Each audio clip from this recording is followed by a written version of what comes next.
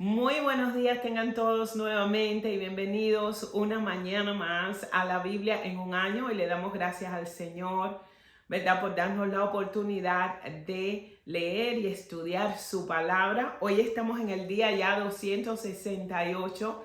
Ya pronto terminamos la Biblia en un año. Ha sido un gran reto para nosotros este año, pero ha valido la pena. Amén. Cuando somos obedientes al Señor, Dios siempre recompensa la fidelidad de sus hijos.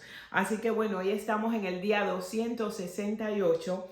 Hoy vamos a estar leyendo Isaías 45 del 11 al 25, Isaías 46 todo el capítulo, Isaías 47 todo el capítulo, Isaías 48 del 1 al 11.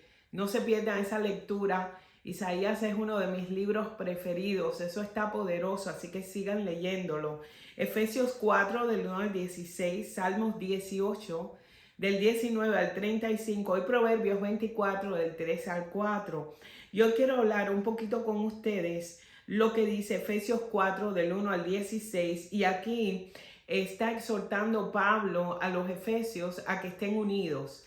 Estén hablando de la unidad de la iglesia y la importancia de la práctica de esta unidad de la iglesia, porque el Señor quiere que su iglesia, que su cuerpo sea un cuerpo unido, ¿verdad? Cuando viene la desunión, cuando viene algo a dividir, ya ustedes saben que la división no es de Dios. Todo lo que está en Dios se multiplica y crece. Así que bueno, aquí dice Pablo: yo pues, preso en el Señor, os ruego que andéis como es digno de la vocación con que fuisteis llamados, con toda la humildad y mansedumbre. El Señor nos manda a nosotros a ser humildes, ¿verdad? Y andar en mansedumbre. Y dice: soportándonos con paciencia los unos con los otros en amor. Soportándonos con paciencia en amor unos con otros, solícitos en guardar la unidad. La unidad siempre tiene que ser parte de nuestro vivir, ¿verdad? Siempre mantener la unidad. La unidad del espíritu en el vínculo de la paz, un cuerpo, un espíritu, como fuisteis también llamados a una misma esperanza de vuestra vocación, un Señor, una fe, un bautismo, un Dios y Padre de todos, el cual es sobre todos, por todos y en todos. Esto está tremendo. Dice: pero a cada uno de nosotros fue dada la gracia conforme a la medida del don de Cristo, por lo cual se dice que subiendo a lo alto llevó cautivo la cautividad y dio dones a los hombres. Y después explicamos esto un poquito. Y eso de que subió, ¿qué es? Sino que también sabía, había descendido primero a las partes más bajas de la tierra. Y el que descendió es el mismo que también subió por encima de todos los cielos para llenarlo todo. En él mismo se constituyeron unos apóstoles, a otros profetas, a otros evangelistas y a otros pastores y maestros. Estos son los ministerios que existen dentro de la iglesia para levantar, edificar, enseñar y fortalecer el pueblo de Cristo. Y dice: a fin de perfeccionar a los santos, que somos tú y yo, para la obra del ministerio, para la edificación del cuerpo de Cristo. Así que si tú estás llamado, eres maestro, eres profeta, estás en una de estas listas, ¿verdad? De estos llamados ministeriales.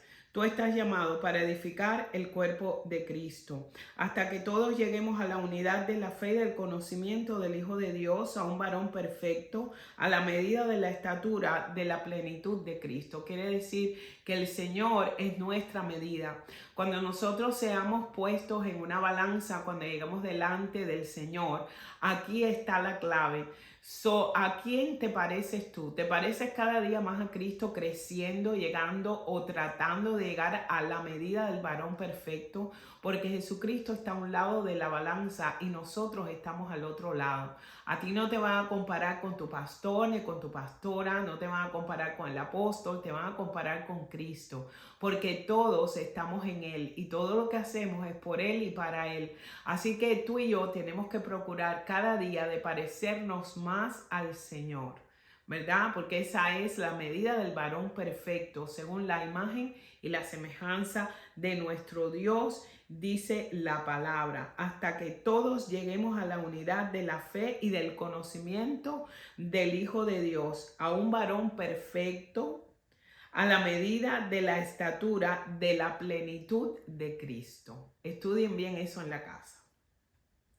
Dice que esto lo hacemos y debemos de llegar a esa estatura para que no seamos niños fluctuantes llevados por donde quiera, por todo viento de doctrina, por estratagema de hombres para que engañan, ¿verdad? Que para engañar emplean con astucia sus artimañas del error, sino que siguiendo la verdad en amor crezcamos en todo en aquel que es la cabeza, y esto es en Cristo. Nosotros tenemos que permanecer en Él y crecer en Él, de quien todo el cuerpo bien concertado y unido entre sí por todas las coyunturas que se ayudan mutuamente según la actividad propia de cada miembro, recibe su crecimiento para ir edificándose en amor.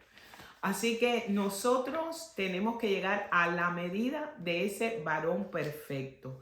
Cuando dice aquí que tenemos que andar como es digno de la vocación en que fuisteis llamados, esto quiere decir que cuando nosotros aprendemos que realmente lo que hizo Jesucristo por nosotros, nosotros queremos y obedecerle al Señor solamente porque estamos agradecidos de lo que Él verdaderamente hizo por cada uno de nosotros, ¿verdad? Y es importante porque cuando nosotros andamos dignamente no es para que Dios nos ame, porque Dios nos amó cuando nosotros ni siquiera estábamos perdidos en nuestros deleites y en nuestras locuras y estábamos en esa pudrición. El Señor ahí ya nos había amado, pero dice que no es para que Él nos ame, sino porque Él nos ama. Porque verdaderamente Él nos ama, entonces nosotros debemos de andar, ¿verdad?, dignamente en Él. Y esto debe ser motivado por la gratitud que nosotros tenemos en lo que Dios ha hecho por nosotros, no por el deseo de ganar ningún mérito, sino porque estamos tan agradecidos de Dios que debemos andar dignamente, así como hijos de Dios, dando siempre testimonio de quién es Él. Entonces aquí Pablo nos explica que la comunión de la iglesia de los creyentes gentiles en aquel tiempo, esa unidad que ellos tenían, era importante. No era porque verdaderamente ellos tenían una membresía y pertenecían a la misma iglesia. Aquí no, la unidad que se está hablando no es unidad de membresía, no es una unidad donde todos tenemos que ser miembros y pertenecemos a lo mismo. No, no, no. Aquí explica una unción que nosotros tenemos con Cristo por la fe. Y por lo tanto, esa unidad que nosotros tenemos a Dios, ese amor que nosotros tenemos por el Señor, eso nos une a cada uno de nosotros, ¿verdad? Y al cuerpo de Cristo. Cuando tú encuentras a un siervo de Dios, a otro hermano que ama tanto a Dios, ese siervo de Dios, ese hombre de Dios que ama tanto a su Señor, va a amarte a ti sin condiciones, ¿verdad? Y esto es lo que está hablando Pablo aquí. No estamos unidos por una membresía, ni estamos unidos, ¿verdad?, porque somos de la misma, o somos bautistas, o somos pentecostales, o somos, no, el Señor no está hablando de eso, ¿verdad? El Señor está hablando de que estamos unidos porque amamos a Dios. Y ese amor de Cristo es el amor que nos une a cada uno de nosotros. Esta es la unidad que se encuentra solamente en Cristo. Y a través del Espíritu Santo de Dios es que nosotros encontramos esta unidad. Entonces, esta unidad tiene que ser una unidad verdadera de Dios a través del Espíritu de Dios. Quiere decir que tenemos que vivir cerca de Cristo, porque esta es la mejor manera de promover la unidad. Mientras más tú te pareces a Dios, más tú promueves la unidad, porque Dios es un Dios que amó tanto, un Dios que perdonó tanto, y todas esas características comienzan a desarrollarse en tu vida. Es por eso que usualmente las divisiones en las iglesias no vienen por personas que aman a Dios.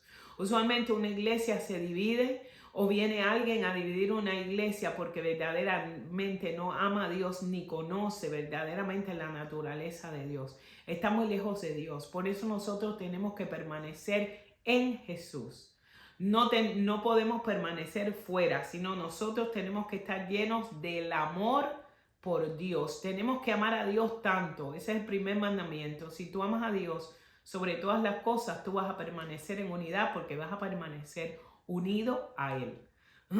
Amén, me hago entender. Si tú permaneces unido a Dios, tú no vas a desunir la iglesia de Cristo. No va a haber una división por ti porque tú crees en la unidad, porque tú eres uno con Dios.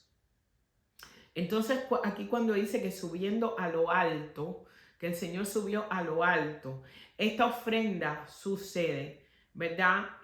Cuando Jesús sube al cielo, y es la evidencia que tiene él del triunfo sobre cada enemigo, que él llevó la cautividad cautiva.